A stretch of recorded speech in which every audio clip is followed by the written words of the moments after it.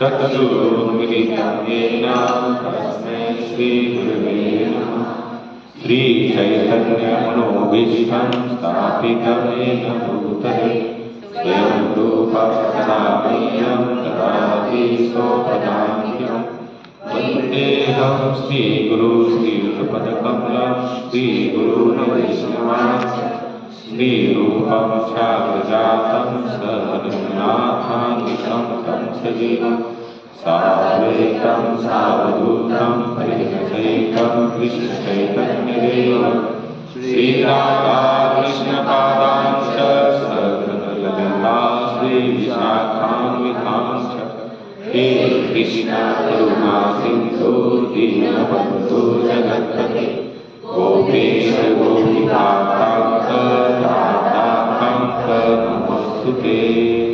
तप्त काञ्चन गौराङ्गी राधे वृन्दावनेश्वरी वृषभानुसुतं देवी प्रणमामि हरिप्रिये।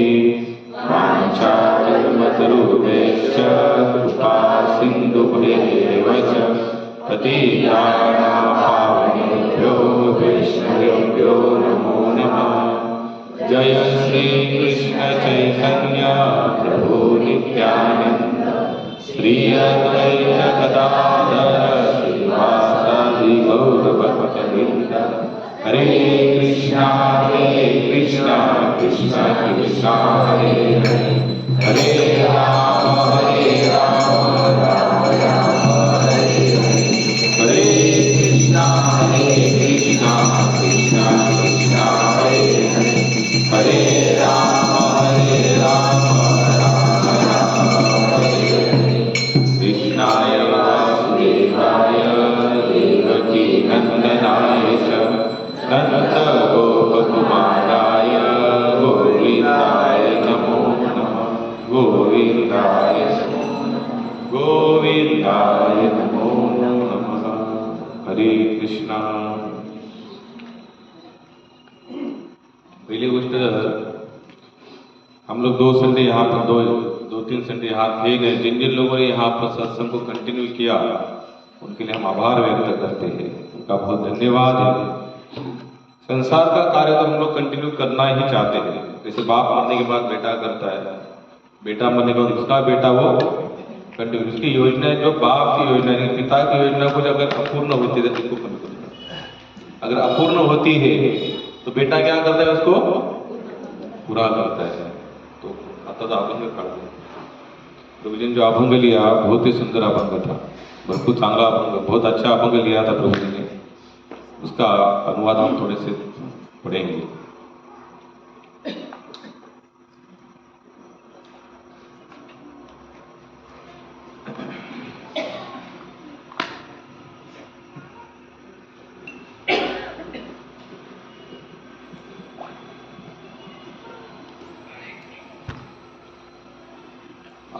अभंग क्या था? संसाराच्या तापे तापलो मी देवा, करिता या सेवा कुटुंबाची।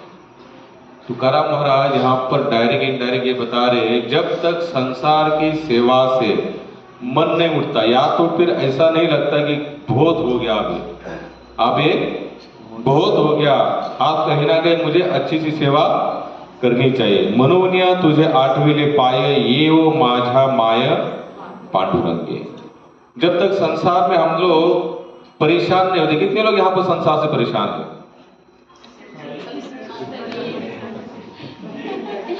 लेकिन परेशान होने के बाद भी हमें ये नहीं लगता कि हम लोग परेशान हैं। हमें ऐसा ही लग रहा है कि नहीं, अभी भी सुख मिलेगा, आज नहीं तो कल, कल नहीं तो परसों, परसों नहीं तो तरसों। घर गृहस्थी वाला तो यहां तक सोचता है कि जो सुख मैं नहीं भोग पाया वो मेरा बेटा भोगे। हमने कितनी अपेक्षाएं जड़ाई हुई, बहुत सारे अपेक्षाएं, जो मैं मेरे बेटा या बेटी को सुख नहीं दे पाया, मैं इनको सुख दूंगा। यानी कि हम सुख अगर हम खुद नहीं भोगना चाहते ना, तो हम हमारे संतानों के माध्यम से भोगना चाहते हैं। समझ लीजिए कोई बाप है, उसको आप पर बहुत इच्छा थी कि मैं बहुत बड़ी गाड़ी में बैठूं, लेकिन बेचारा बैठ नहीं पाया, एक प्रकार उसकी इनकम नहीं थी, या उसने बहुत सारा प्रयास किया, पैसा नहीं आ पाया। लेकिन जब उसका बेटा गाड़ी लेके आता है ना, तो बेटे से ज्यादा इसको सुख होता है। क्यों? क्योंकि जो मैं नहीं कर पाया मेरा बेटा, लेकिन यहाँ पर तुकाराम महाराज उल्टा बता दे, संसाराचा सेवा तापलो भी देवा। संसार का सेवा करते करते संसार से तापे तापलो मी देवा, यानी कि संसार की सेवा करने के बाद मुझे क्या हो रहा है, बहुत दुख हो रहा है। यहाँ पर हमारी एक एक योजनाएं पूरी होती जाती है, हमें लगता है कि बहुत आनंद आ रहा है, बहुत आनंद, आज नहीं कल नहीं परसों नहीं तो तरसों। कितने तो मूर्ख लोग यहाँ तक सोचते मैं मरने के बाद मुझे पानी देने वाला मेरा बेटा, पिंडदान करने वाला मेरा बेटा। इतनी लंबी चौड़ी योजना अगर जिसने संसार में बनाई वो कभी भी भगवत भक्ति कर नहीं सकता। ये आप अपने माइंड में सेट करके चलना। ये मैं नहीं बता रहा हूं, ये पूरा हमारा ग्रंथ भागवत भगवत गीता या संतों का वाणी बता रही है। यहाँ पर तुकाराम हमारे क्या बता रहे कि संसार की सेवा करते करते मैं थक चुका, लेकिन हम लोग कभी थकते नहीं है। हमें लगता है आज नहीं कल नहीं परसों। कितने तो यहां तक है कि मैं मेरे ही कुल में जन्म लेके आऊंगा। किस लिए? पहले जन्म लेके कौन सी दीवा लगा आपने, जब आप डबल जन्म लेके करने वाले हो। अगर डबल आना ही है तो क्या करो, भगवान की सेवा के लिए आओ। किस लिए आओ? केवल भगवान की सेवा के लिए। आगे बताते हैं, बहुत जन्मीचा झालो भारवाही सुटचे हे नाही वर्म ठावे। क्या बता रहे? मराठी आता है ना आप लोगों को? हरे कृष्णा कृष्णा कृष्णा कृष्णा हरे हरे, हरे राम राम राम हरे। बहुता जन्मेचा झालो भारवाही सुटजे हे नाही वर्म ठावे। वर्म का मतलब क्या होता है? सार। अम्मा सापडले वर्म स्थापित करो भागवत। वर्म का मतलब होता है कोई सार। अनेक जन्मों के बाद आप मुझे क्या मिला है? सार मिला है। लेकिन हम लोग यहाँ पर इतने दिन से भक्ति कर रहे हैं, जप कर रहे हैं, लेकिन हमें अब तक भगवान का नाम सार रूप में अभी हमने ग्रहण नहीं किया। किस रूप में? सार। सार जैसे देखो, कोई अगर हम लोग जैसे अभी जो खेडूत होता है, खेती में जब बीज बोता है और 4-5 महीने के बाद बीज अगर उसके हाथ में फसल आती है तो उसके मुख में जो आनंद होता है ना, मुख पर छाव पूरा अलग होता है। 4 महीने तो वो बहुत परेशान होता है, सुबह पानी पिलाना है, शाम को करना है, उसको दवाई लगाना, जो कुछ करना है। लेकिन जब उसके हाथ में सार रूप क्या आता है? धान आता है। जब सार रूप धान आता है तो 4 महीने की फसल की जो परेशानी है, कठिनाई है, वो तुरंत क्यों? अब हाथ में क्या आया है मुझे? सार आया है। तुकाराम महाराज यहां तक बताते, जब कोई स्त्री, जब उसको गर्भधारणा होती है, जब बच्चे का जन्म होता है, जितनी वेदना उसे होती है ना, लेकिन वेदना होने के बाद जब वो अपने बच्चे का मुंह देखती है ना, तुरंत से वेदना है, क्योंकि वेदनाओं का सार क्या था? बच्चे का जन्म। लेकिन अब तक हमें भगवत भक्ति सार नहीं लगी। हम लोग क्या कर रहे हैं? क्रिया के लिए कर रहे हैं, बस नाम लेना है। संत कहते हैं ना, मनुष्य देह मिला हुआ है, बहुत अनमोल है, इसी में भजन कर सकते, इसलिए करना है। जब हमें यह पता चले ना कि ये वर्म का मतलब होता है यही जीवन का सार है, भगवान का भजन ही जीवन का सार है, दूसरा कोई सार है नहीं, तब जाकर देखना आपको नाम लेने का कितना आनंद आएगा। एक दिन आपका ऐसा नहीं जाएगा बिना नाम लिए, आपको उस दिन चैन नहीं आएगा। लेकिन अगर हम सार नहीं समझ रहे, एक दिन ले रहे और एक दिन नहीं ले रहे, कभी सत्संग अटेंड कर रहे तो कभी सत्संग को छोड़ रहे। आया मन में समय मिला तो चलो सत्संग में, नहीं कुछ काम तो आया बेटे, नहीं मिला समय या कहीं और काम निकला तो हम लोग और जाना पसंद करते हैं। लेकिन जिस दिन हमें पता चलेगा ना यही सार है, तो हमारा कभी भी सत्संग या भगवान नाम कभी मिस नहीं होगा। हम लोग आपको कुछ त्याग ही नहीं पाए। संसार भगवान की प्राप्ति के लिए संसार का कुछ त्याग किया अब तक हमने? बोलिए।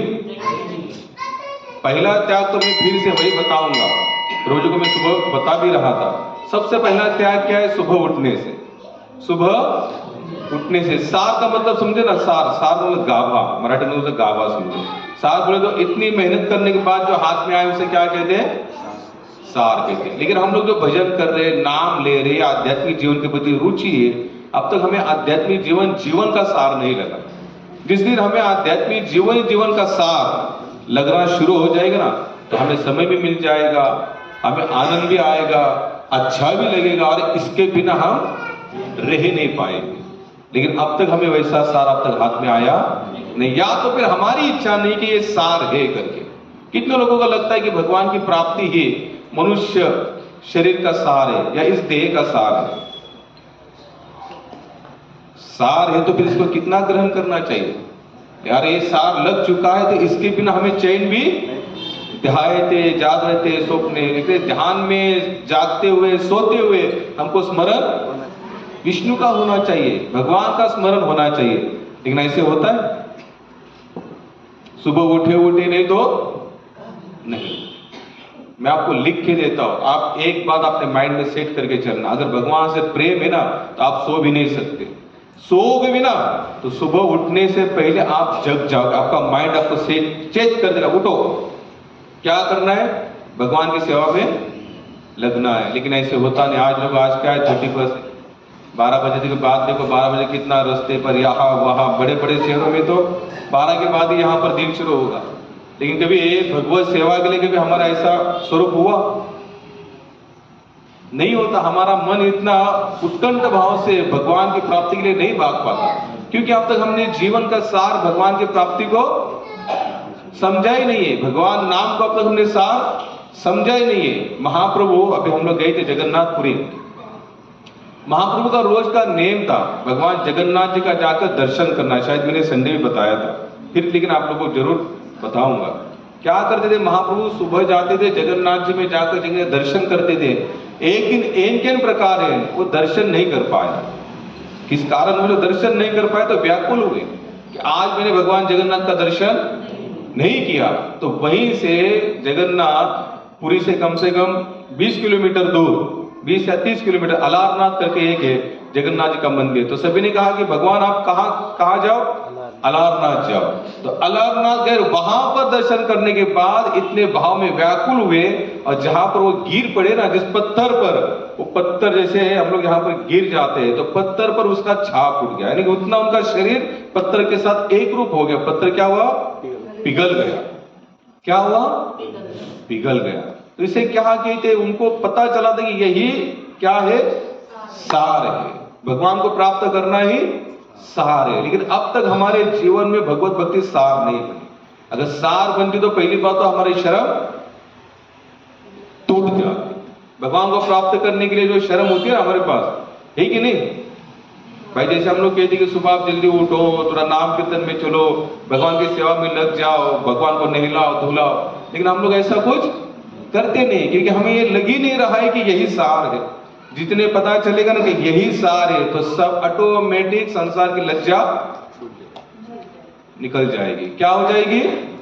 निकल जाएगी। लेकिन वो होता ही नहीं है। बहुत अच्छा अभंग लिया प्रभु जी ने, लेकिन उस अभंग का मतलब हमको क्या होना चाहिए? समझना चाहिए। संसार हमको दुखमय लगना चाहिए, लेकिन लगता नहीं। अगर लगता भी है तो हम हमारे माइंड को समझाते हैं, चलो ठीक है, थोड़ा दुख है तो आज नहीं तो कल सुख मिल ही जाएगा। भले बच्चा आज नहीं सुनता तो कल तो सुनेगा। भले आज झगड़ा हो रहा है तो कल तो हमारा झगड़ा खत्म हो जाएगा। आज ये नहीं बनाए तो कल तो हमें इतना प्राप्त हो ही जाएगा। लेकिन भगवान की प्राप्ति के लिए ऐसा माइंड सेट नहीं हो पाता। भगवान के लिए ऐसा माइंड सेट नहीं हो पाता। चलो आज नाम के प्रति नहीं रुचि हुई तो कल तो होगी, चलो आज नहीं उठ पाए तो कल तो उठेंगे, लेकिन ऐसा होता ही नहीं। लेकिन ये कब होगा? हम श्लोक देखेंगे आज का, उसी श्लोक वही शब्दार्थ। मैंने ये अभंग लेने का मतलब ही था कि आपने लिया अभंग, लेकिन मैंने श्लोक निकाला था उस पर वो पूरा मैच होता था। भगवान यहाँ पर बताते हैं, भगवद गीता अध्याय नंबर 9 श्लोक नंबर 27 आए है। पीछे पीछे बोलने का प्रयास कीजिए। यत् करोषि यच्छनासि यज्जुहोषि ददासि यतः यत् पश्यसि कौन्तेय तत् कुरुष्व मदर्पणा तत् कुरुष्व मदर्पणा। भगवान यहाँ पर बताते हैं, हे कुंती पुत्र, तुम जो कुछ करते हो, जो कुछ खाते हो, जो कुछ अर्पित करते हो या दान देते हो, और जो भी तपस्या करते हो उसे मुझे अर्पित करते रहो। क्या बता रहे यहाँ पर भगवान? आप जो भी कुछ करते हो, आप जो भी कर्म करते हो, क्या करो? आप मुझे अर्पित करो। हम लोग तो जरूर सब कुछ करते हैं, लेकिन हम भगवान को अर्पण नहीं करना चाहते। और कौन सा अर्पण करते?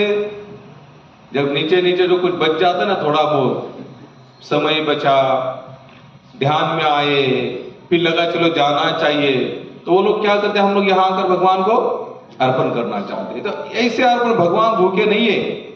भगवान हम जितना उनको देंगे ना, उससे कई गुना अच्छा क्वालिटी का भोग भोगते हो। क्या करते हैं, हमसे भी बढ़िया। आप लोगों ने भागवत शायद सुना होगा, तो हमने कई बार भी कहा भी है सत्संग में भी, भगवान का वैकुंठ जो है ना, वैकुंठ और हमारा जो संसार है ना, इसमें जमीन आसमान का फर्क है। वहां पर पेड़ कौन से हैं, कल्पवृक्ष। कल्पवृक्ष, यानी कि उसके नीचे बैठो, आपने इच्छा की कि आपकी इच्छा पूरी हो जाती है। संसार में ऐसा कोई पेड़ है क्या, जहां बैठे और आपने कुछ मांगा और तुरंत आपको मिल गया? नहीं, यहां पर क्या करना पड़ती है, तपस्या करना पड़ती है। तपस्या करने के बाद अगर कोई हुआ सक्सेस, तब जाकर उससे क्या होता है, कुछ हाथ में लगता है। लेकिन हम लोग तपस्या के लिए यहां पर राजी नहीं है। तो भगवान क्या बताते हैं कि हे कुंती पुत्र, तुम जो कुछ करते हो, जो कुछ, चाहे अच्छा हो चाहे बुरा हो। कौन कौन बुरा करता है यहां पर? अच्छा कौन कौन करता है? दोनों में भी नहीं बैठ रहे आप लोग, ना अच्छा बैठ ना बुरा में बैठ। भगवान यहां पर बता दे, तुम जो कुछ भी करते हो क्या करो, मुझे अर्पण करो। लेकिन हम लोग यहां पर हम जितना भी करते, या तो खुद को अर्पण करते, या तो संसार को अर्पण करते, या तो खुद को अर्पण करते, या तो संसार को अर्पण करते। ये जो महात्मा है ना, इन्होंने जिनसे दीक्षा ली, उनके पिताजी थे भक्ति विनोद ठाकुर। उन्होंने एक बार अपने घर में आम लाया। क्या लाए? आम लाए। मैं आपको बताता हूं कि एक भक्त का लक्षण कैसे होता है। उनका पूरा यहां पर उनका फोटो है, ये महात्मा यहां पर बैठे हैं और यहां पर उनका फोटो है, भक्ति विनोद ठाकुर। इनकी संतान ये भक्ति सिद्धांत सरस्वती ठाकुर करके, और इनके माध्यम से ये जो प्रभुपाद है, इन्होंने इनको शिष्य बनाकर इन्होंने बहुत सारा प्रचार किया। तो भक्ति विनोद ठाकुर ने एक बार अपने घर में आम की पेटी लाई, आम का सीजन होगा, पेटी लाई। तो लाने के बाद भक्ति सिद्धांत सरस्वती ठाकुर ने, जब छोटे बच्चे थे, वो शायद उनका एज कुछ 8 या 10 साल के थे, तो उन्होंने, भाई बच्चे तो बच्चे होते हैं, तुरंत उन्होंने पेटी खोली, आम लिया, आम खाना शुरू कर दिया। तो भक्ति विनोद ठाकुर आए, उन्होंने पूछा, भाई मैं तो ये लेकर आया, अब तक भगवान को भोग भी नहीं चढ़ाया, और इसको खोला किसने? तो उन्होंने जब उनको पूछा कि इसने खोला है करके, उन्होंने इतना डांटा उनको। और उसी समय भक्ति सिद्धांत सरस्वती ठाकुर, जो कहते ना कि बाळाचे पाय पाळण्यात दिसतात, बचपन से उनका संत लक्षण था। तो उनको जब उनके पिताजी ने डांटा कि मैंने आम की पेटी लाई और आम भगवान को भोग चढ़ाने से पहले तुमने खा लिया है, बोले तू मेरी संतान है, कहते हुए भी मुझे शर्म आ रही है। ये कौन कह रहे हैं? एक पिताजी अपने बेटों को कह रहे हैं। क्यों कह रहा है? हाँ, मैंने आम की पेटी लाया और बिना भगवान को भोग धराया तुम इसको पा रहे हो, तो मुझे शर्म आ रही कि तू मेरी संतान है करके, मुझे तुम्हारा बाप कहते हुए क्या हो रही, शर्म हो रही। बहुत डांटा। डांटने के बाद भक्ति सिद्धांत सरस्वती ठाकुर उसी समय 8 या 10 साल की एज में उन्होंने शपथ ग्रहण की, आज के बाद में आम नहीं खाऊंगा। और जीवन के अंतिम क्षण तक उस महात्मा ने आम को छुआ तक नहीं। भगवान ऐसे नहीं मिलते। हमने कभी भोग धराया नहीं धराया तो नहीं धराया, मानते चलो ठीक है, आजकल के जीवन पर भाग दौड़ का जीवन मान लिया, लेकिन फिर भी अगर आप बाहर भी कुछ लेते हो ना, पहले क्या करो, ठाकुर को अर्पण करो, मानसिक रीति से भोग लगाओ। हमारे शास्त्र में बहुत सारे पर्याय मार्ग बताए। क्या बताए? पर्याय मार्ग। जैसे एक मार्ग बंद होता है तो सरकार के चलो ये बंद, तो ये बंद, आप यहां से घूमकर भी आपके लक्ष्य तक पहुंच सकते हैं। तो हमारे शास्त्र में लक्ष्य का टारगेट पूरा करने के लिए आए बहुत सारे अनेक क्या बताए हैं, मार्ग बताया। लेकिन हमने हमारा लक्ष्य भगवान की प्राप्ति का रखा ही नहीं है। हमने लक्ष्य कौन सा रखा है? संसार प्राप्ति का। और यहां पर तो फिर संसार प्राप्ति के लिए तो फिर बहुत सारे मार्ग है। भगवान को प्राप्त करें तो एक ही मार्ग है कि संतों के संग में बैठो, नाम का सहारा लो, भगवान की सेवा करो, कुछ ना कुछ आध्यात्मिक जीवन के प्रति क्या हो जाओ, सचेत हो जाओ। तो भगवान स्पष्ट बता दे, आप जो भी कुछ करते हो, जो भी, यहां पर अच्छा और बुरा इसका कोई संबंध ही नहीं है। आप जो भी कुछ करते हो भगवान को अर्पण करो। क्योंकि भगवान को अर्पण करने के बाद भी हमारा गलत काम भी सही हो जाए। तो इसका मतलब ये नहीं कि कुछ भी गलत करते रहो। तो आप बोलेगे यार ये कुछ भी करो, भगवान कहते मुझे अर्पण करो, मैं सब शुद्ध कर दूंगा, करेंगे शुद्ध, लेकिन उसके पीछे भाव शुद्ध होना चाहिए। अगर कुछ उल्टा सुल्टा काम हो भी जाता है, अगर भाव शुद्ध है तो समझ लेना भगवान उसी भाव को देखते हैं। मैंने इसके पहले आपको कथा बताई थी सजन कसाई की। क्या करते थे वो? मांस तोलते थे, मांस का व्यापार करते थे, और हाथ में क्या था उनका? शालिग्राम जी थे। अब उनका भाव इतना शुद्ध था, अब वो क्या करते थे, वो हमेशा भगवत चिंतन में लीन रहते थे, हमेशा। अब देखो व्यापार कौन सा इनका? मांस का। अब अगर कोई कहे कि मैं मांस का व्यापार करूं, तो इतना आसान नहीं। सजन कसाई के समर्पण भी उतना, अगर आगे आगे उनकी लाइफ स्टोरी देखेंगे तो हम वहां पर टिक भी नहीं सकते, क्योंकि दोनों हाथ कटने के बाद भी भगवान का भरोसा नहीं उठा। अगर हम लोग कुछ ऐसा वैसा का काम करेंगे और कुछ परेशानी होगी, हम कहेंगे कहां भगवान हमको संभाल रहा है।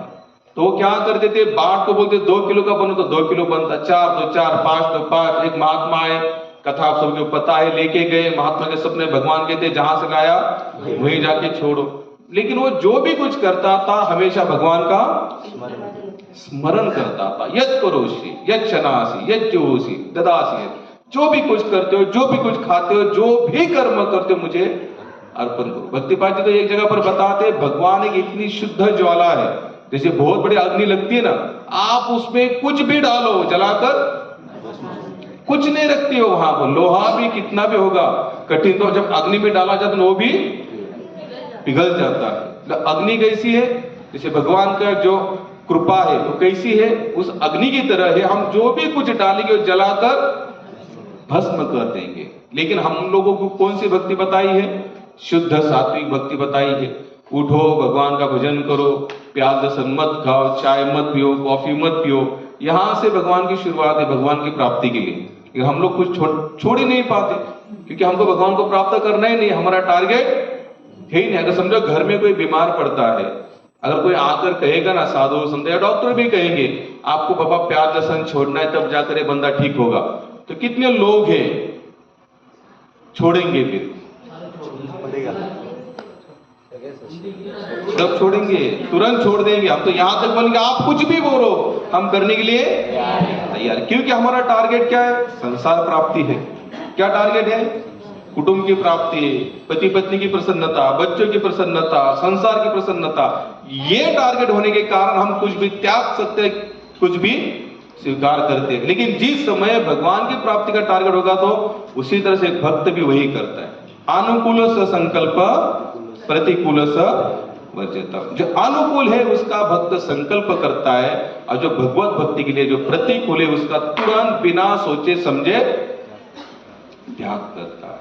लेकिन ये स्थिति हमारी मन में आती नहीं, क्योंकि हमने भगवान की प्राप्ति का टारगेट जीवन के सामने रखा ही नहीं। हम लोग इतने सालों से सत्संग करते, लेकिन गिने चुने लोग ये होंगे जो भगवान के नाम के प्रति या आध्यात्मिक जीवन के प्रति वो सावधान है, अन्यथा नहीं। हमारे धर्म में क्या है कि बस कहीं चल रहा है तो जाकर बैठो बैठो, सोचो समझो और वहां से निकल जाओ। लेकिन जो जीना है वैसे जिएंगे, बदलेंगे कुछ नहीं। ये जो हम लोग आरती करते, पूजा करते, दान धर्म करते, नाम लेते, सत्संग में बैठते, इसके पीछे का आने का लक्ष्य क्या है?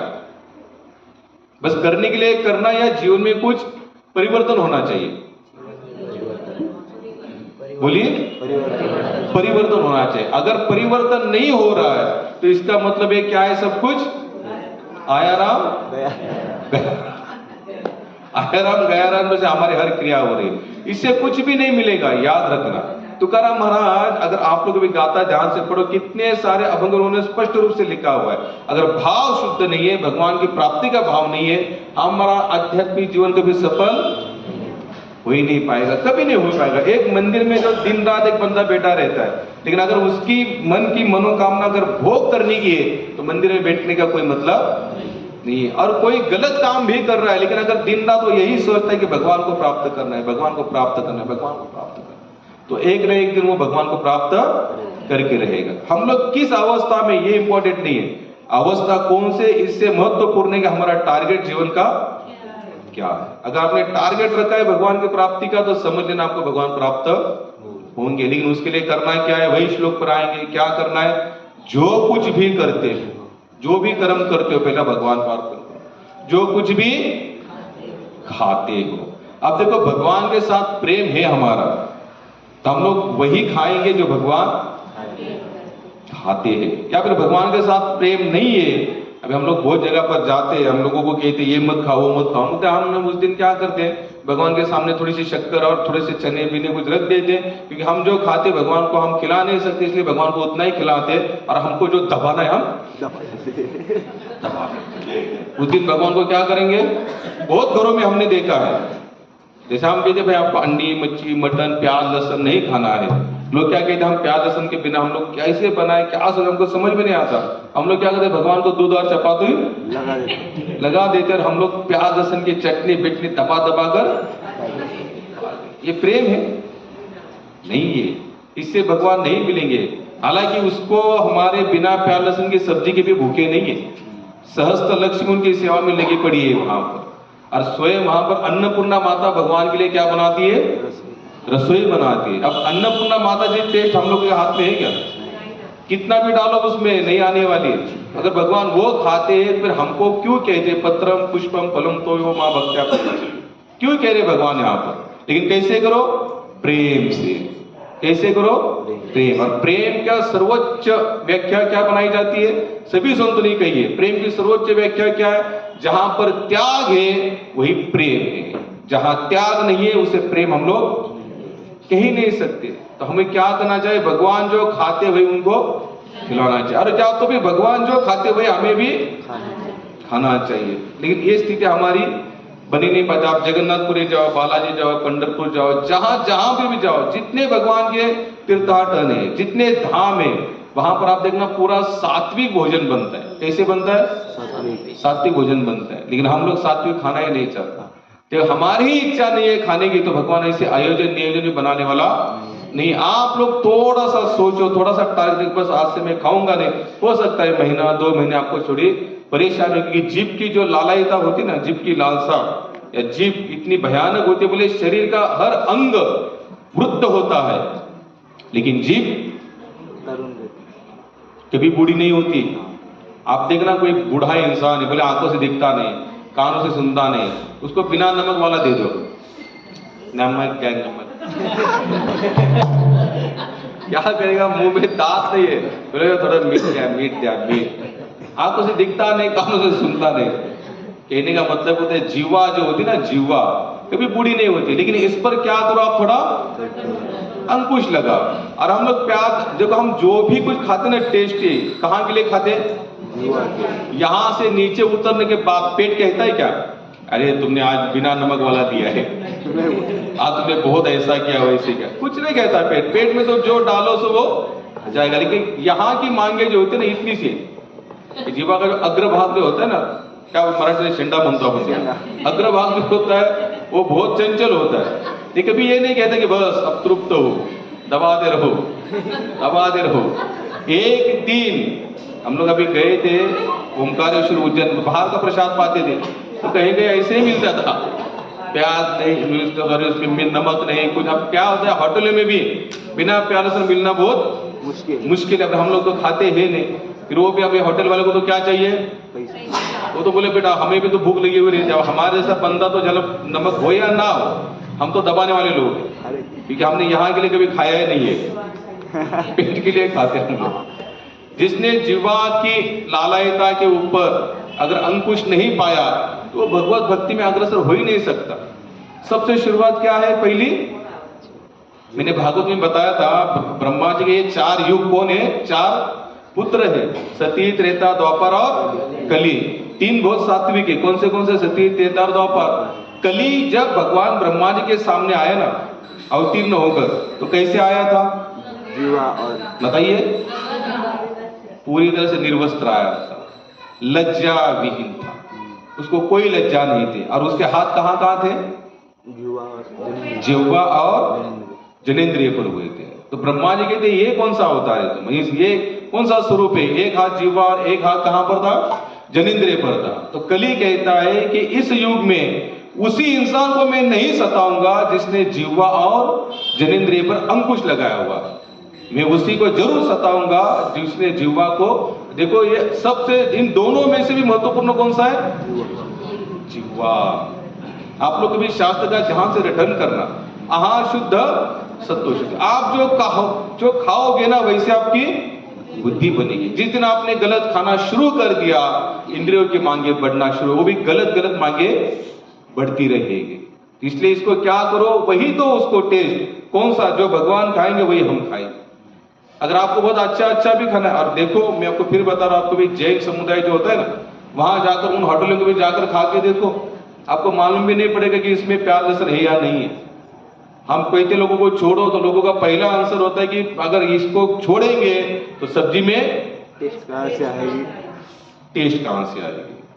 क्योंकि हमारा प्रेम नहीं है भगवान के प्रति। जब प्रेम होगा, आप देखिए हमारे महाराष्ट्र में पंढरपुर में विट्ठलनाथ जो सभी मानते, लगभग मानते कि ना, आप लोग यहाँ जितने भी बैठे, कितने लोग मानते कि भाई विट्ठलनाथ हमारे जीवन का सहारा है, आधार है। तो जब पंढरीनाथ प्याज लहसुन नहीं खाता तो हमें खाना चाहिए क्या?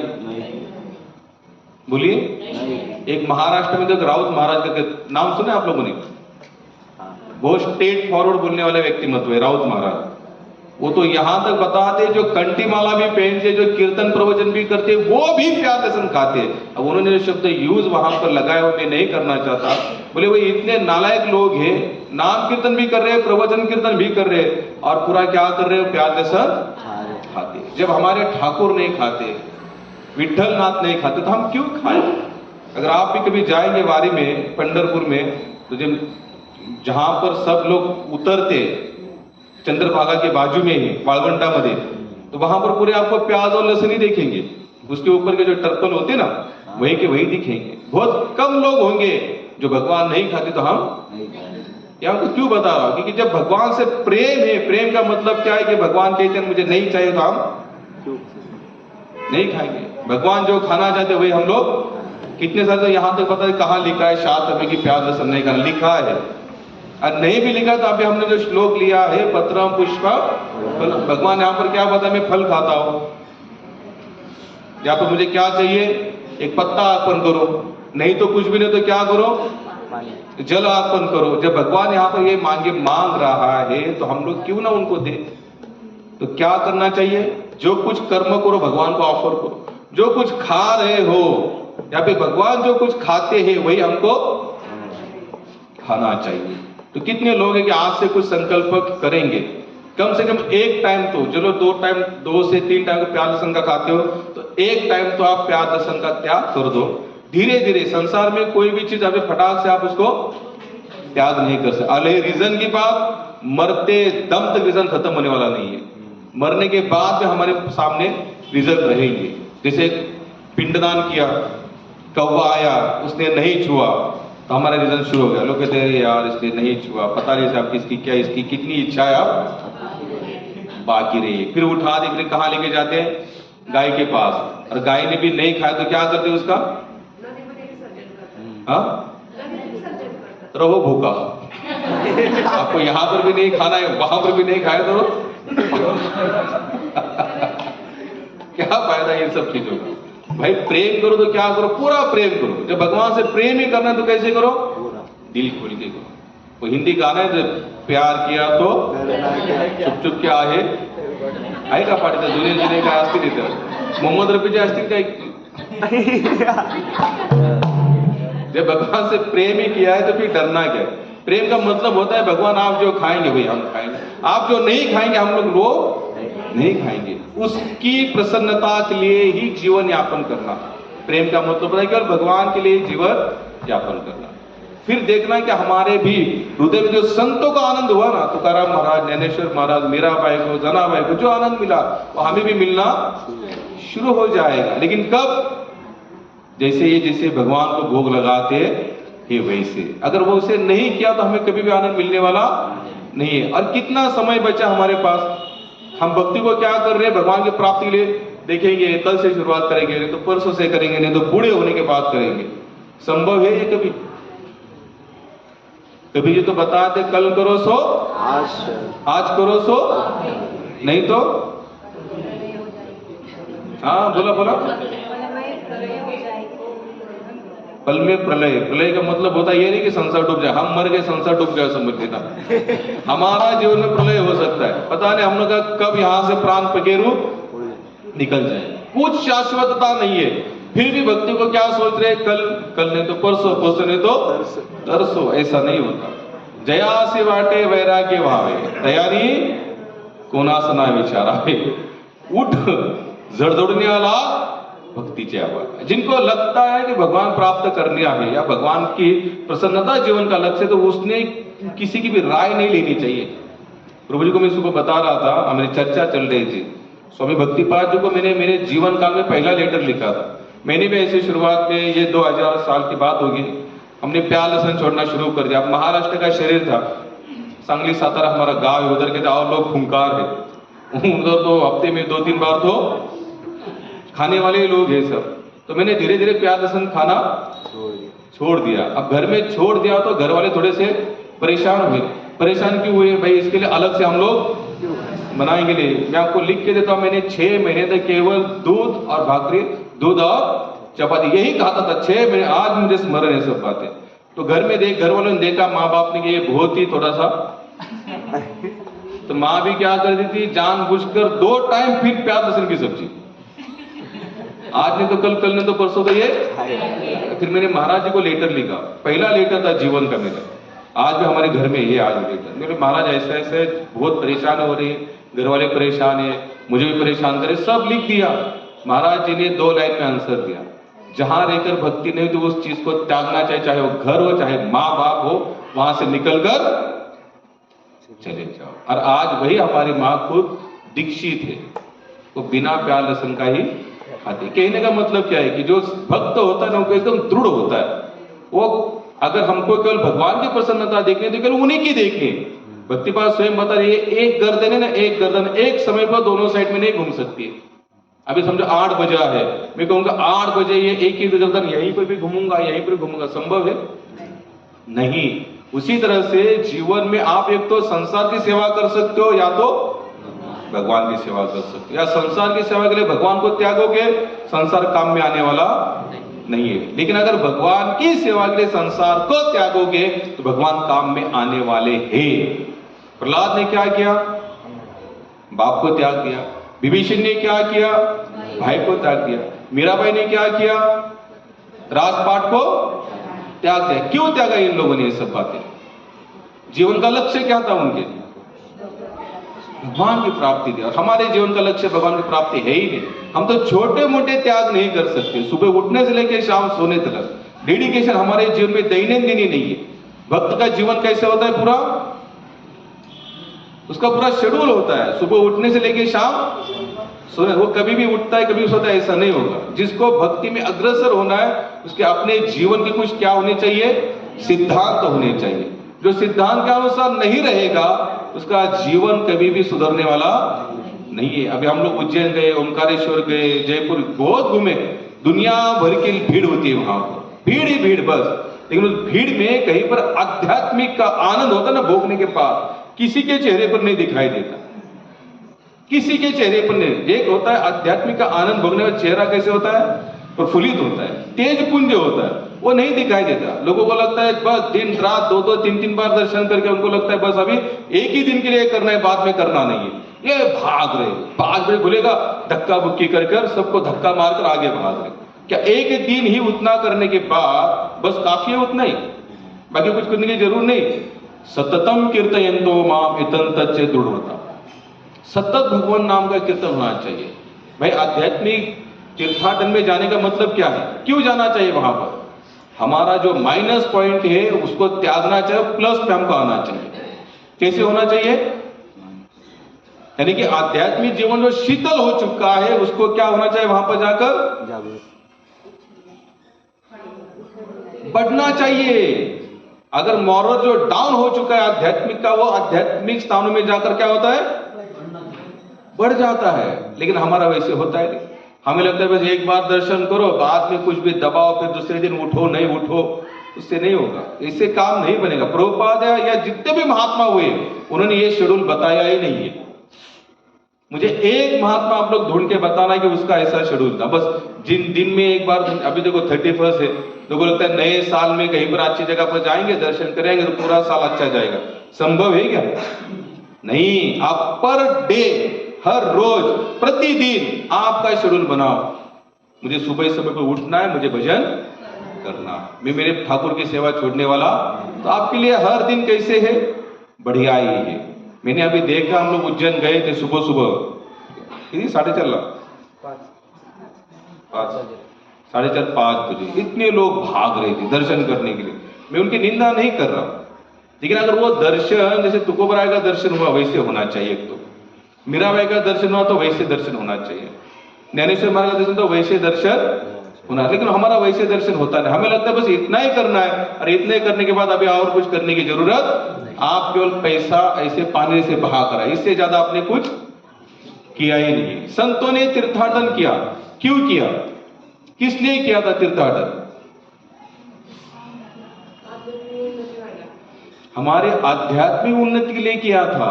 और कितने सारे संत तो ऐसे भी जिन्होंने कभी अपने स्थान को छोड़ा है, लेकिन जहां बैठे थे वहां बैठ के क्या किया? केवल नाम कीर्तन किया। क्या किया? हरे कृष्णा हरे कृष्णा कृष्णा कृष्णा हरे हरे, हरे राम राम राम हरे हरे। बोला बोला बोला, हरे कृष्णा हरे कृष्णा कृष्णा कृष्णा हरे हरे, हरे राम हरे हरे,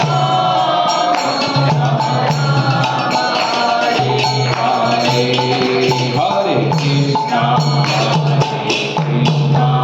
कृष्णा कृष्णा कृष्णा हरे हरे, हरे राम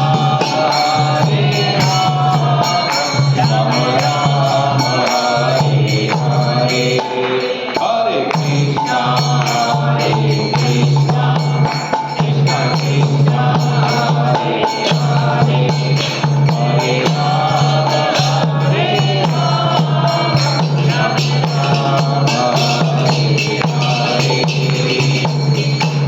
हमारे आध्यात्मिक जीवन का लक्ष्य क्या होना चाहिए? भगवान के नाम के प्रति प्रेम होना चाहिए। अगर भगवान के नाम के प्रति प्रेम है तो सभी तीर्थों का फल आपको घर बैठे बैठे।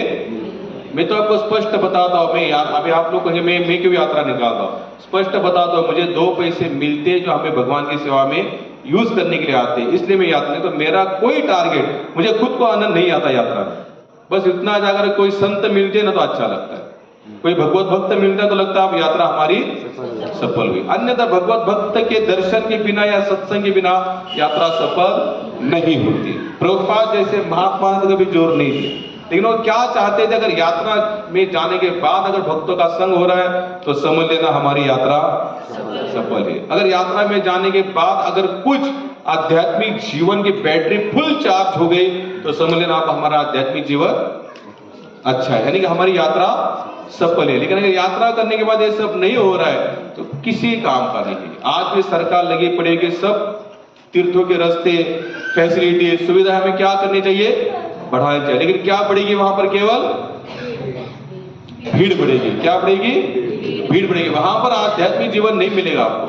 लेकिन आप अगर आपका डेडिकेशन है, पर डे आप जो कार्य करते हो यहां रहकर भी वहां रहकर भी अगर करोगे तो समझ अगर आपका आध्यात्मिक जीवन कैसा है? सफल है। अन्यथा कुछ काम का है नहीं। मैं आपको, आप लोग अभी ये बोलेंगे भाई इतने तीर्थाटन क्यों बनाए? संतों ने यात्रा शुरुआत की, लेकिन वो यात्रा में जाकर किनका संग करते थे? संतों का संग करते थे।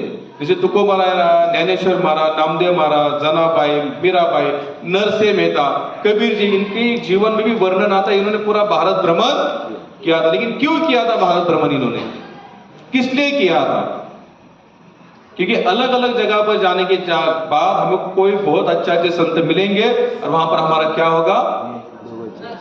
सत्संग होगा। क्या होगा? सत्संग। और सत्संग के माध्यम से ही यात्रा का आनंद आप ले सकते हो, अन्यथा नहीं ले सकते।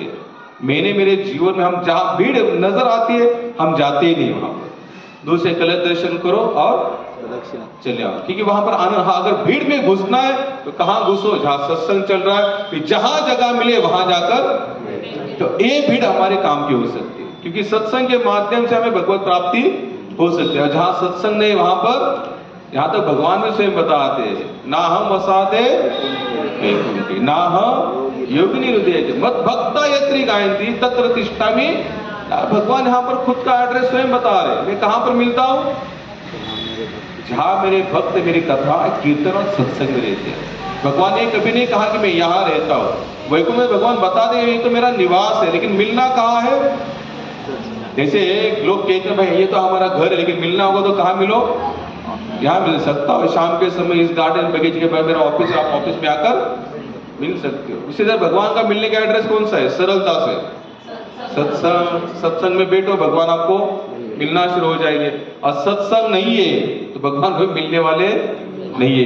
ये हमारी सत्संग की संख्या तो कम ही होती जाती है, लेकिन हमारी सत्संग की संख्या कभी बढ़ती नहीं, क्योंकि हमें लगता है कि बस 1-2 दिन करो, उतना करने के बाद और कुछ करने की जरूरत है नहीं। लेकिन इससे कभी नहीं, सततम कीर्तयेतो मां वितंतच्चे दृढ़ता नमस्तंच भक्त्या नित्ययुक्ता उपासते। अगर सत्संग में नहीं भी आए तो मानसिक रीति से हमें सत्संग में उपस्थित रहना चाहिए। मानसिक रीति भी भगवान इस चीज को भी कैसे करते हैं, स्वीकार करते हैं।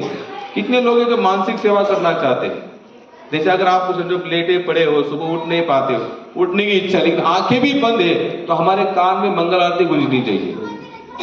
हमारे बंद आंखों में भी भगवान का दर्शन होना चाहिए। आजकल तो बहुत सारे मंदिरों ने फैसिलिटी बना दी, टीवी लगा दो, संस्कार चैनल, सब ने, जैसे बालाजी का चैनल अलग है, राधा गोविंद का चैनल है, वृंदावन का चैनल अलग है, पंढरपुर का चैनल, यानी कि भगवान ने इस युग में हम आलसी लोगों के लिए भगवान ने हमको वो भी फैसिलिटी दे दी। भाई आप घर बैठे मेरे मंगल आरती लगा दो चैनल, हाँ शुरू, 5 मिनट आरती करेंगे, बाद में सो जाएंगे। ये तो भगवान की विशेष कृपा है, क्योंकि भगवान भी जानते हैं कलयुग के जीव कैसा है, आसे प्रयाण अल्पायुष्य कलावसिम ने युगो जना मंद सुमंद मत्यो मंद भाग्य रूपुद्रुता। क्या बताते सुखदेव महाराज बता रहे भागवत में, प्रयाण अल्पायुष्य, हमारा जीवन कैसा है, अल्प है, बहुत ज्यादा जीवन नहीं है। कितना जिएंगे हम लोग, अगर अच्छा खाना पीना तंदुरुस्त है तो रही तो थोड़ा हो सकता है 60-70 साल 80 साल तक जाएंगे, ये फिर भी कैसा है, अल्पायुष्य कलावसिम ने युगो जना मंद सुमंद मतियो। हमारी मति भी कैसी है, मंद है, बुद्धि कभी भी अच्छे विचार को ग्रहण करना ही नहीं चाहती। बात है क्यों, हरे कृष्णा कृष्णा कृष्णा हरे हरे, हरे राम राम राम। मति कैसी हमारी, मंद है। भागवत 1000 बार सुनने के बाद, सत्संग कथा सुनने के बाद भी हमारे विचार ध्यान में रहते नहीं, कथाएं कीर्तन हमारे ध्यान में रहते ही नहीं। और दूसरे क्या था, मंद भाग्य रूपुद्रुता, भाग्य भी कैसे है हमारा, मंद है, मति भी मंद है और भाग्य भी मंद है, यानी कोई चांस ही नहीं आगे बढ़ने का। फिर भी आगे के श्लोक में बताते, कलेरो दोष निधि राजन असिति एक महान गुण कीर्तना देव कृष्णस्य मुक्त संग प्रम्ब्रज। हे राजन, कलयुग भले दोषों का महासागर है, सागर बताया ये कौन सा सागर है, दोषों का कौन सा दोष। आज अगर हम महीने में अगर 10 दिन अच्छा जीते ना, तो 20 दिन हमारे कुछ ना कुछ उल्टे सुल्टे हो जाए। फिर भी क्या बता रहे, कलेर दोष निधि राजन असिति एक महान गुण, लेकिन इसमें भी एक महान गुण है, कौन सा, कीर्तना देव कृष्ण से। भगवान श्री कृष्ण के नामों का क्या करो, कीर्तन करो, क्योंकि कीर्तन करने के बाद हमारे दोष ऐसे ऐसे जलना शुरू हो जाते हैं। उसके लिए अलग से प्रयास करना नहीं पड़ता। लेकिन भगवान नाम पर हमारा विश्वास कितना है, हम लोग प्रेम से नाम लेना ही नहीं चाहते। जैसे मैं 16 माला, मेरी बताओ खुद की, 16 माला करता मुझे लगता है बहुत बड़ा बोझा दूर हुआ, फिर उठा के माला लटका देता हूँ, आप चलो ठीक है, क्योंकि नाम के प्रति हमें रुचि नहीं है। लेकिन फिर भी प्रभुपाद को एक जन ने पूछा, बोले प्रभुपाद आप कहते हैं कि नाम लेने के बाद आंखों से आंसू आने चाहिए, रोमांच होना चाहिए, शरीर कैसे होना चाहिए, ऐसे जैसे तो कोई घटना ऐसी सुनते ना हम अचानक से, तो ऑटोमेटिक पूरी इंद्रिया कैसी हो जाती है हमारी, सटर बटर हो जाती है, यानी कि ततर पतर हो जाती है। जैसे अगर अच्छी घटना सुनते फिर भी हमें आनंद के आश्रय आते और बुरी घटना सुनने के बाद में हमारा पूरा प्राण हीन हो जाते। उसी तरह से कहते हैं नाम लेने के बाद अष्ट विकार भाव होते हैं। तो प्रभुपाद बता रहे थे कि नाम लेने के बाद ऐसे विकार अष्ट विकार भाव आते। एक ने पूछा कि प्रभुपाद आपको कभी अष्ट विकार भाव आए? प्रभुपाद इतने पूछे हुए महात्मा थे कि उनको जरूर आते होंगे। फिर भी जो भक्त होता है ना वो कभी भी जनरल व्यक्ति और अपने में इतना अंतर नहीं रखता। वो एक ही बताता है तुम और मेरी लेवल एक ही। प्रभुपाद एक जगह बताते अगर कोई पिता अगर अपने बेटे को सिखाता है ना बोलो आ बोलो, एक का मतलब एक, दो का, इसका मतलब ये नहीं होता कि बाप भी सीख रहा है। बेटे को समझ में आए इसलिए उसकी तोतली भाषा ये भी बोल रहा है, बाकी इसको कुछ आता नहीं ऐसा नहीं है।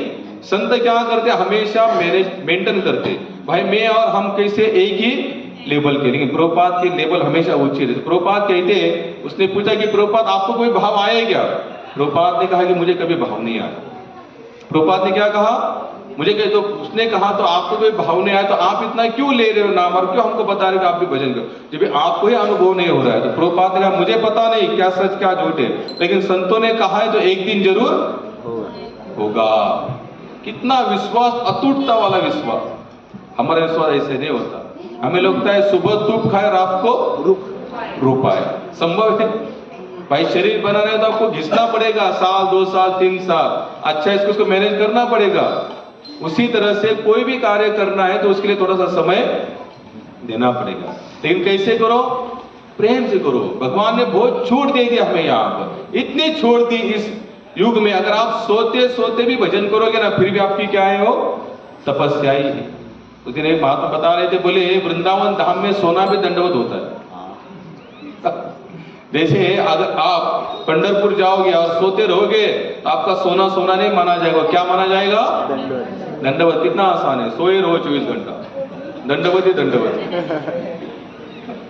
वहां पर अगर आप चलते भी रहोगे ना, चलते भी अगर आप वहां के होटल में भी जा रहे हो, कहीं पर और जगह पर भी जा रहे हो तो भी आपकी क्या मानी जाएगी? उसको परिक्रमा मानी जाएगी। क्या मानी जाएगी?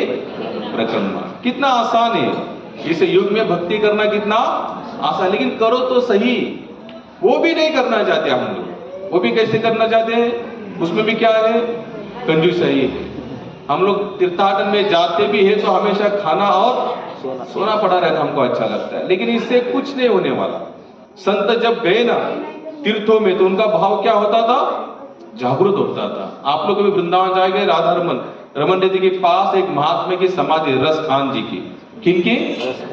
रस खान जी की। रस खान, अभी खान बोले तो वो कौन से समाज से आए? मुसलमान समाज से आए। उनका काफिला चलता था, वो छोटे थे, मदरसा में पढ़ते थे। तो उनके जो मौलाना थे उन्होंने कहा भाई देखो वो लोग आगरा से दिल्ली जा रहे थे, तो आगरा से दिल्ली जाते समय बीच में क्या लगता है?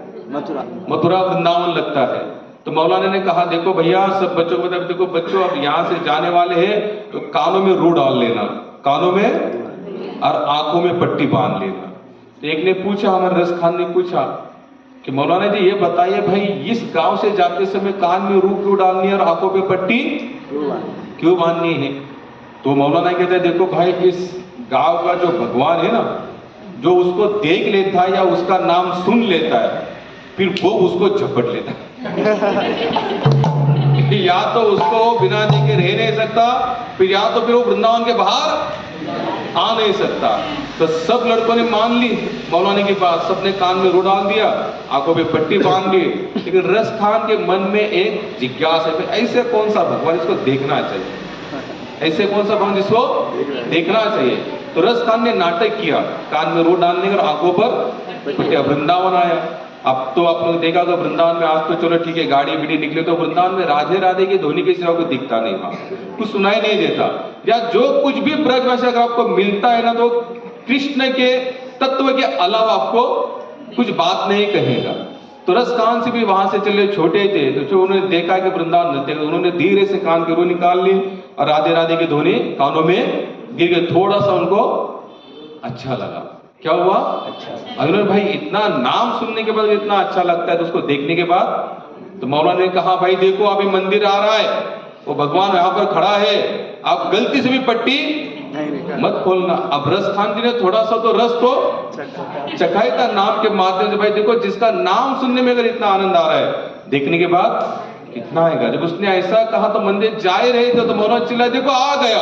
आप पट्टी और आंखों को दबा लो, बोले दिखना नहीं चाहिए। रस खान ने उल्टा किया, पट्टी खोल दी और ठाकुर का दर्शन हुआ। जैसे दर्शन हुआ, रस खान कहते, मौलाना जी आपका हमारा संबंध यहां तक था, मैं यहां से आगे आने वाला नहीं हूं। उसी रस खान को बहुत सारी परेशानियां हुई वृंदावन में। जब उन्होंने भगवान को देखा, उन्होंने बहुत सारे उनके दोहा, आज भी आप जाकर देखना, योगी सरकार ने बहुत अच्छा उनका समाधि स्थान बनाया। कोई अगर मुसलमान कहता है, ये कहता है भगवान के लिए जाति पाति कुछ नहीं है, ये तो हम लोगों ने बनाए हुई है। लेकिन भगवान ने ऐसी कोई जाति नहीं बनाई, बस दो ही संस्कार दिए। कौन से? फिर बता दो, आसुरी और दैवी। दो गुण वाले व्यक्ति भगवान ने बनाए, और उसके पीछे कारण भी शायद भगवान का ही कुछ अपना अलग से कोई सिस्टम होगा। रसखान ने पूरा जीवन वहां पर निकाला और प्रेममय सेवा की। कौन सी सेवा की? प्रेम में। पूरे जीवन में उनको किसी मंदिर में एंट्री नहीं दी। भाई लोग क्या देखते हैं, भाई उनका बाहर का क्या देखेंगे? हुलिया देखते थे, भाई रसखान है, मुसलमान है, ये थोड़ी ना मंदिर आ सकता है। लेकिन जो प्रॉपर भक्त होते वो कहीं पर भी जा सकते, या फिर भगवान उनके लिए कहीं पर भी आ सकते। रसखान ने एक बार देखा भगवान की छोटी छवि, यानी कि बचपन की छवि देखी, और भगवान के नंगे पैर थे। कैसे पैर थे?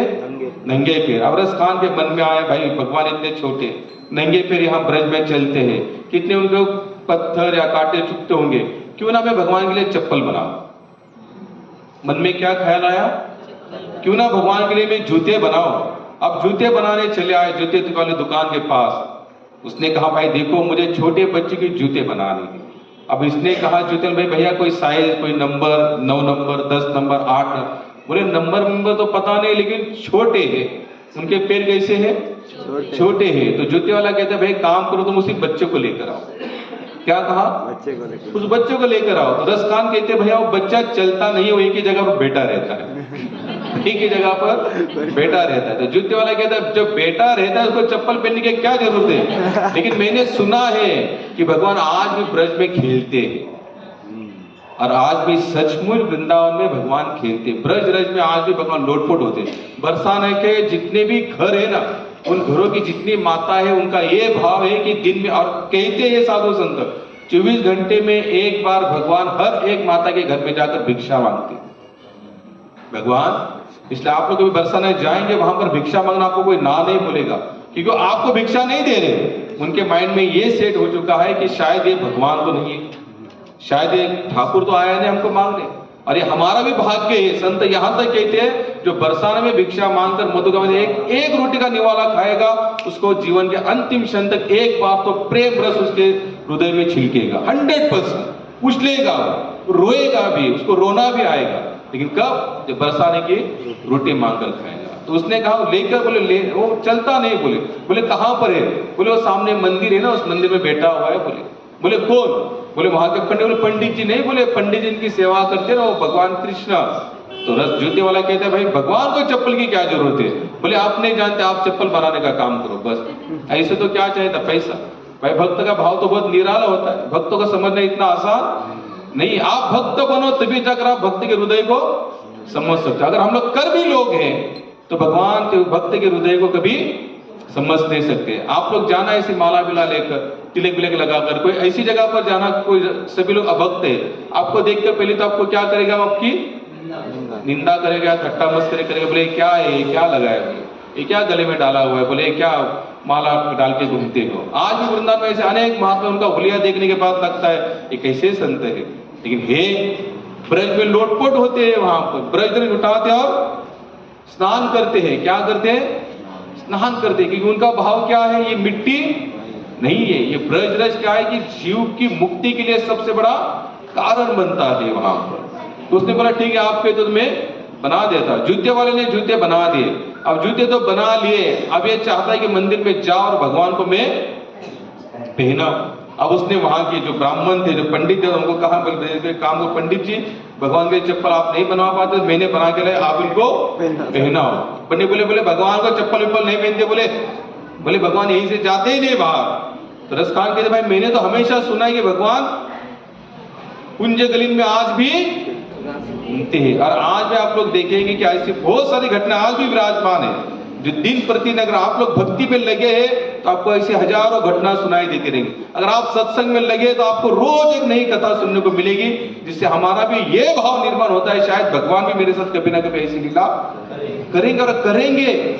लेकिन हमारा भाव होना चाहिए। अब इन्होंने डांटा, बोले एक तो मुसलमान हो और तुम्हारा कोई अधिकार नहीं बोले भगवान की सेवा करने का, और तुम जैसे यवन लोगों से भगवान की भी सेवा नहीं लेते, बोले निकल जाओ। ये रोने लगा। ये इमेजिन करो कि हम लोगों की स्थिति है वैसी, हम लोग कभी रोए भगवान के लिए ऐसे कि भगवान आप इसको पहनो, कि भगवान आप ये ड्रेस पहनो, भगवान आपके लिए नहीं, तो हमको कैसे भगवान मिलेंगे? हम रोए नाती पोती के लिए रोए, देखो नाती इतना लाए नए नए पहन रहा है, बेटी के लिए रोए हम लोग, पत्नी बच्चे के लिए रोए, लेकिन हम लोग संसार के लिए रोते हैं, लेकिन भगवान के लिए नहीं रोते। तो क्या भगवान कभी आएंगे हमारे पास? क्योंकि हमारे अश्रु कहाँ बह रहे? संसार में बह रहे। और संसार में कितना भी अश्रु भाव, अगर आपने अश्रु बहा बहा कर जमा भी कर लेंगे ना, तो कोई आएगा उसमें नहाकर, आपके अश्रु की कोई कीमत यहाँ पर नहीं है महाराज। आपके अश्रु की कीमत कहाँ पर है?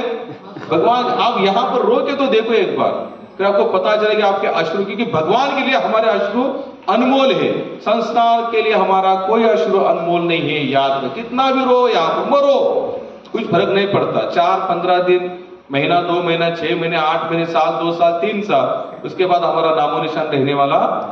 लेकिन भगवान के लिए रोना, फिर देखना भगवान हमारा अस्तित्व हमेशा जिंदा रखेंगे। इसने जूते बनाए, रोने लगा कि क्यों नहीं भगवान आते, मैं क्यों नहीं पहना सकता। रात हुई, रात में भगवान ने जूते स्वीकार किए और सुबह उठकर उस मंदिर में जूते अंदर निकले। पंडित जी आए, उन्होंने द्वार खोले, उन्होंने अंदर क्या देखा? जूते दिखे। तो कहते रसखान तुमने, बोले नहीं मैंने नहीं रखे, बोले भगवान स्वयं आए थे और मैंने देने के उन्हें पहने, और पहनकर कहां जाकर गए? मंदिर में चले गए। बोले क्यों पहना भगवान ने? क्या भगवान के जूते की कुछ कमी थी? भगवान ने ये जताया कि भाई जो मेरे भक्तिमय सेवा में लगा रहता है, उसकी हर एक सेवा को मैं क्या करता हूं? स्वीकार करता हूं। लेकिन कब स्वीकार करेंगे? जब पूरी तरह से आप भगवान की सेवा में मग्न हो जाएंगे, जब नाम के प्रति हमें प्रेम। और हम लोगों के लिए तो एक ही सेवा दी, कौन से? हरे कृष्णा कृष्णा कृष्णा हरे राम राम राम हरे। आप लोग प्रेम से भगवान का नाम लो, नेम से लो। हम लोग हमेशा चिल्लाते भाई थोड़ा नाम बढ़ाओ, थोड़ा नाम बढ़ाओ, थोड़ा नाम बढ़ाओ, लेकिन हम लोग बस सत्संग में जाते, आते, सुनते, चले जाते, सत्संग यहीं पर सुनते, यहीं पर उसको छोड़ देते, और घर में सूखे होकर यहाँ गीले नहीं हो पाते। सत्संग सूखे आते और सूखे चले जाते। हरे कृष्ण।